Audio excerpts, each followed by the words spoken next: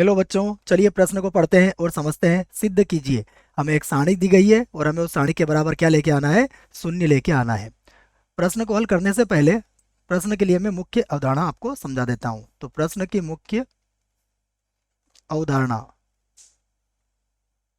जिसकी सहायता से हम इस प्रश्न को हल करेंगे। देखिए, मुख्य अवधारणा में हम ये समझेंगे कि ये जो 3x3 की सारणिक होती है, इनको कैसे हल किया जाता है। तो देखो, मैं एक सारणिक लेता हूँ यहाँ पर, जिसमें जो 3x3 की है, अर्थात जैसे इसके अवयव है A11, A12, और अगला अवयव है इसका 1 3, अगला अवयव है 2 1, फिर 2 2,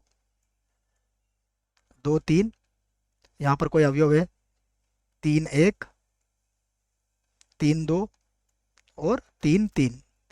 तो इस सारणी को हम पहली पंक्ति, दूसरी पंक्ति, तीसरी पंक्ति, तीनों पंक्तियों में से किसी भी एक पंक्ति की सहायता से हल कर सकते हैं, और तीनों कॉलमों की सहायता से भी हल कर सकते हैं। या तो पहले कॉलम से हल कर सकते हैं, दूसरे से, या तीसरे से। तो देखो, हल करने का इसका क्या तरीका होता है उसको समझे आप। सबसे पहले हम क्या करते हैं, मान लो हम इसको R1 से इसको का प्रसरण कर रहे हैं। तो R1 का पहला अवयव क्या है हमारे पास? A11, इसको लिखेंगे हम। उसके बाद इसकी सीध में जो पंक्ति और स्तंभ होता है उसे हटा देंगे। तो अब हम गुणा कर लेंगे। देखो, A22 का गुणा A33 से कर लेंगे, मतलब ये इस प्रकार हो जाएगा A22 और A33, और माइनस, अब देखिए यूं गुणा कर लेंगे इसका, तो ये हो जाएगा A23 और A32। उसके बाद फिर जैसे हम इसका अगला अवयव लिखेंगे इस पंक्ति का, तो वहां पर हम माइनस लगा देंगे। तो यहाँ मैंने माइनस लगा दिया, और ये अवयव हो गया मेरा 1 2।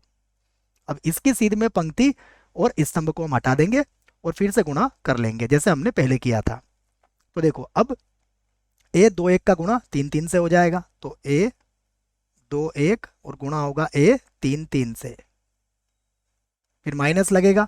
फिर A31 का गुणा A31 का गुणा A23 से हो जाएगा। उसके बाद देखो, इस पंक्ति का तीसरा अवयव क्या है, हम प्लस लगा लेंगे अब, और ये अवयव हो जाएगा A13, और फिर गुणा करेंगे। देखो, तो इसकी सीध में पंक्ति और स्तंभ को हटा लेंगे, हमारे पास बचेगा जो, उसका गुणा कर लेंगे हम कैसे, A21 और A32, और फिर माइनस लगाएंगे, तो ये होगा A31 और ये बन जाएगा A22। तो यह सारणिक को, हम 3x3 को सारणिक को कैसे हल करते हैं, यह हमने यहाँ पर सीख लिया है। चलिए, अब प्रश्न का हम क्या करते हैं, बायां पक्ष लेते हैं। तो मैं प्रश्न का बायां पक्ष लेके हल करूंगा। तो प्रश्न का बायां पक्ष यहां से लिख लेते हैं हम, बायां पक्ष। देखिए, बायां पक्ष क्या है उसे लिख लेते हैं हम। सबसे पहला पद है इसका b का वर्ग c का वर्ग, तो मैं लिख लेता हूं यहाँ पर b का वर्ग c का वर्ग। उसके बाद क्या है, bc, तो फिर हम लिखेंगे bc, और उसके बाद है b प्लस सी। फिर देखिए, c का वर्ग a का वर्ग, तो यह है c का वर्ग a का वर्ग। फिर यहाँ पर है सी ए, और यहाँ पर है c प्लस ए। उसके बाद क्या है, देखो, a का वर्ग b का वर्ग, तो a का वर्ग b का वर्ग, यहाँ पर है ए बी, और यहाँ पर है a प्लस बी। ये हमने इसका बायां पक्ष ले लिया, और अब हम इसका R1 से प्रसरण कर देते हैं। तो R1 से प्रसरण करने पर देखिए, R1 से प्रसरण करने का तरीका मैंने आपको समझा दिया है, इसको आप ध्यान से देखें, आप गलती ना हो। तो सबसे पहले हम लिखेंगे यहाँ से b का वर्ग और c का वर्ग, और उसके बाद देखिए सबसे पहले यूं गुणा होगा, तो सी ए का गुणा ए से होगा। तो क्या मिलेगा हमें, हमें मिलेगा c और a का वर्ग, फिर प्लस ये मिलेगा हमें, देखो सी ए का गुणा b से होगा, तो यहाँ मिल जाएगा ए बी सी। उसके बाद फिर माइनस का चिन्ह लगाएंगे, फिर ए बी का गुणा c से करेंगे, तो क्या मिलेगा हमें, ए बी सी। और फिर ए बी का गुणा a से करेंगे, तो ये मिलेगा माइनस का a का वर्ग और b। उसके बाद बी सी जो है, क्या बनेगा यहाँ पर, माइनस का बी सी हो जाएगा। फिर से हम कोष्टक लगाएंगे। देखो, अब इसकी सीध की पंक्ति और स्तंभ को हटा देंगे। अब यहाँ पर c का वर्ग a का वर्ग का गुणा a से होगा, तो ये बनेगा c का वर्ग, और a की घात मिल जाएगी हमें 3। उसके बाद फिर प्लस, इधर गुणा करेंगे, तो ये बनेगा c का वर्ग, a का वर्ग, और फिर b होगा। उसके बाद देखिए माइनस, अब आपने ये पंक्ति और ये कॉलम हटा दी थी, अब ए का वर्ग और बी का वर्ग का गुणा सी से होगा, तो ये होगा ए का वर्ग बी का वर्ग और ये हो जाएगा सी, और उसके बाद फिर माइनस होगा, ए से गुणा होगा तो ए की घात 3 और यहाँ बनेगा बी का वर्ग। ये मैंने अगला गुणा कर दिया है देखो। उसके बाद फिर से आएगा हमारे पास बी प्लस सी, बी प्लस सी, और बी प्लस सी का गुणा किससे होगा देखो। फिर इस पंक्ति को और इस कॉलम को हम हटा देंगे। सबसे पहले सी का वर्ग ए का वर्ग का गुणा ए बी से होगा, तो ये मिलेगा हमें देखो, ए की घात तो 3 हो जाएगा, उसके बाद बी और सी का वर्ग हो जाएगा, उसके बाद माइनस, इधर गुणा करेंगे हम तो देखो फिर से ए की घात 3 हो जाएगा, और उसके बाद बी का वर्ग और फिर मिलेगा हमें सी। तो यह मैंने इसका R1 से प्रसरण कर लिया है। अब मैं इसका गुणा कर देता हूं देखो। उसके पहले अगर कुछ कट रहा है तो हम उसे काट भी देंगे। ये ABC से ABC तो हमारा कट गया। अब हम इसका गुणा कर लेते हैं देखो। तो अब बी का वर्ग सी का वर्ग का गुणा हम यहाँ पर करेंगे और अच्छे से गुणा करेंगे। देखो इसको ध्यान से देखिए आप, बी का वर्ग सी का वर्ग देखो, तो यहाँ मिलेगा हमें ए का वर्ग, उसके बाद होगा बी का वर्ग और सी की घातांक कितनी हो जाएगी 3, फिर माइनस, यहाँ गुणा करेंगे तो ये होगा ए का वर्ग, फिर बी की घातांक कितनी होगी 3, और उसके बाद आ जाएगा सी का वर्ग।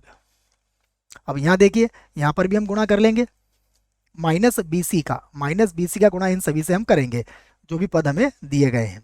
तो सबसे पहले हम लिखेंगे बी सी का गुणा करेंगे, तो देखो ये बनेगा माइनस का, यहाँ पर लिख देता हूँ मैं, ये था ए की घात 3, उसके बाद बी और सी की घात भी कितना हो जाएगा 3 हो जाएगा, उसके बाद माइनस बी सी का गुणा करेंगे तो ए की घात 2, बी का गुणा करेंगे तो बी की घात भी 2 हो जाएगा और सी की घात हो जाएगा यहाँ पर 3।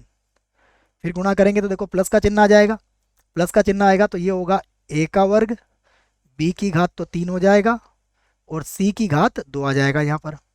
फिर गुणा करेंगे तो प्लस का चिन्ह आएगा देखो। अब फिर गुणा करेंगे तो ये बनेगा ए की घात 3, उसके बाद बी की घात भी 3 हो जाएगा और सी हमारे पास वैसा ही रह जाएगा। फिर इधर भी गुणा कर लेते हैं देखो। तो अब बी का गुणा करेंगे इससे, तो मैं यहाँ प्लस लगा देता हूँ। बी का गुणा करेंगे तो ये होगा ए की घात 3, उसके बाद बी का वर्ग हो जाएगा और सी की घात 2 हो जाएगा। फिर इधर माइनस बी का गुणा करेंगे तो ये बनेगा ए की घात 3, उसके बाद होगा बी की घात 3 और यहाँ पर आ जाएगा सी। अब हम देखो सी का भी इन दोनों से गुणा करना पड़ेगा, तो फिर प्लस का चिन्ह लगाएंगे और सी से गुणा करेंगे तो ए की घात 3, उसके बाद आएगा हमारे पास बी और सी की घात भी कितना हो जाएगा 3 हो जाएगा यहाँ पर। फिर माइनस का चिन्ह है, फिर देखो ए की घात 3, उसके बाद बी की घात 2 और सी का सी से गुणा करोगे तो सी की घात 2 हमें मिल जाएगा। अब हम देखते हैं इनमें से क्या क्या कटेगा, उसे काट देते हैं, बाकी जो बचेगा उसे भी देखेंगे। देखो सबसे पहले ए का वर्ग बी का वर्ग और सी की घात 3, इसे ध्यान से देखना आप, ए का वर्ग बी का वर्ग और सी की घात 3 कहाँ पर है हमारे पास, देख लो ये रहा, ए का वर्ग बी का वर्ग और सी की घात 3, ये कट जाएगा। फिर देखो ए का वर्ग सी का वर्ग और बी की घात 3, इस पद को देखो आप, तो ये पद आपको कहीं मिलेगा जहाँ ए का वर्ग होगा और प्लस का पद मिलेगा, ध्यान रखना आप यहाँ पर, जहाँ ए का वर्ग होगा और बी की घात 3 होगी और सी की घात, तो ये देखो ये पद हमें ये भी मिल गया। फिर यहाँ देखो ए की घात 3 बी सी की घात 3 और बी ये माइनस का है, इसका मतलब हमें कहीं पर ये प्लस में मिलेगा, तो ये मिल गया प्लस में देखो। उसके बाद यहाँ से देखो आप ए की घात 3 बी का वर्ग और सी का वर्ग, तो ये प्लस का है और ये माइनस का कट गया, तो इसी प्रकार ये भी कट जाएगा। तो बराबर कितना आ गया हमारे पास 0, और ये क्या है हमारा, ये हमारा दायां पक्ष है, तो यहाँ पर हम लिख देते हैं दायां पक्ष, और यही हमें सिद्ध करना था। आशा करता हूँ आपको इस प्रश्न का उत्तर समझ में आया होगा। धन्यवाद।